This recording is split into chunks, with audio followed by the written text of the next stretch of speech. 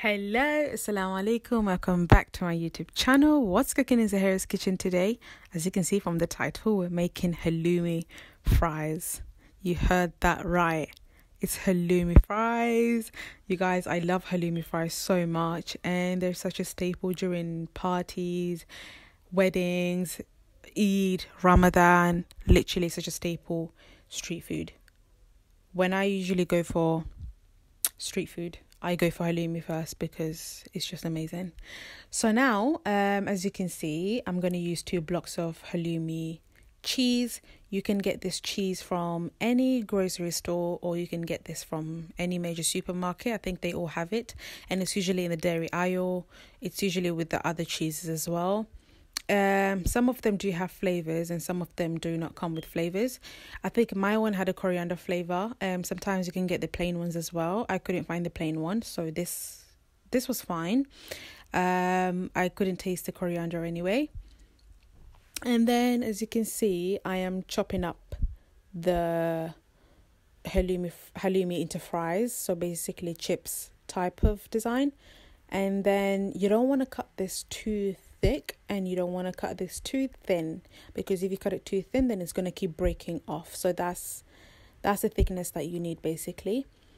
And if you cut it too thick, then you're going to have an overwhelming amount in your mouth when you're eating it, so you don't want that. And then because halloumi cheese is a bit wet, so you just pat dry that with the clean tissue or cloth before you start preparing the coating for the cheese. And as you can see, that's done. So now we're going to prepare the dry mixture for the coating. As you can see, I'm using 2 cups of plain flour. You can use breadcrumbs, but the traditional way is to use bread flour because it's much nicer when it comes to the coating. And then I've added 1 tablespoon of garlic powder. I would not recommend you to use the wet garlic because you're using flour, and then I would not recommend it. And then add 2 tablespoons of paprika powder, or you can add 1 tablespoon of paprika, 1 tablespoon of chili powder, but you don't want the chili to overpower the halloumi, you know what I mean? But you can add a little bit if you want. Because I was feeding kids, I'd prefer to just add paprika and no chili. And then I've also added 1 tablespoon of salt.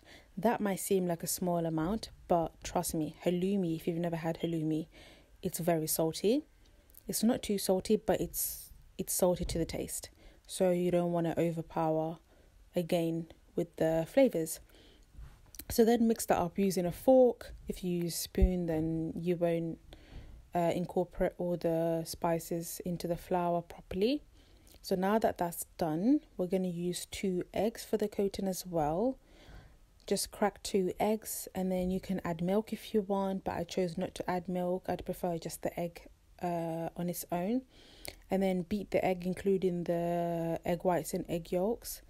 And then after that is completely beaten, we're just going to start coating our halloumi fries. So we're going to do double coating. So the first time you're going to coat it with flour, and then you're going to coat it with the egg. Be careful at this part because it does get sticky. The reason I'm wearing gloves is because I don't like that feeling of the flour in the egg and then the flour in the egg. If you've coated something before, you'd know what I mean. And then just carry on doing that for all of them, to be honest. And then keep that aside onto another plate. And then just slowly coat all of your halloumi fries. In the meantime, make sure that you've prepared oil into a frying pan, and make sure the heat is medium-low. You don't want high heat, because by the time you put the halloumi fries inside the oil, you don't want to burn it straight away. You want it to cook properly. Halloumi is a type of cheese where it's got a very high melting point and it's kind of chewy. A lot of people use it as a meat substitute, but I just love it on its own, to be fair. And then make sure your heat is medium-low. And then now you're going to slowly add in each halloumi one by one. And then just slowly fry that for 6 minutes until it's golden brown. Again, depending on the heat of your oil, make sure it's not too high, because then you will burn it straight away. And then it doesn't look perfect, but it surely does taste perfect. And then just cook that until it's golden brown, just like you'd cook fried chicken or chicken strips. And then 6 minutes later, you're just going to remove that and let it rest on the side. And then with halloumi, you can have it with any type of dipping. I'm saying you can use any sauce that you like, basically. It doesn't matter, but the classic way of eating it is having it with yogurt, za'atar, mint sauce, and stuff like that.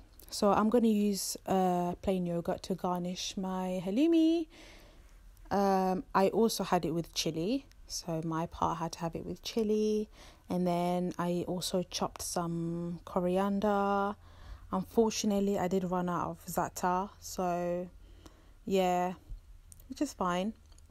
If you do have za'atar, then add za'atar herbs. And then I've chopped up some coriander just to garnish and make it look nice. And then I've also added some pomegranate seeds, which is also nice. And that's it. Please let me know if you do try this recipe. I would love to see your pictures. Make sure you tag me at Zahira's Kitchen on Instagram. And I hope you enjoyed. This was super easy. The recipe will be on the description down below. Make sure you like, subscribe, and yeah, I hope you enjoy this recipe, and I hope to see you all soon. Bye bye.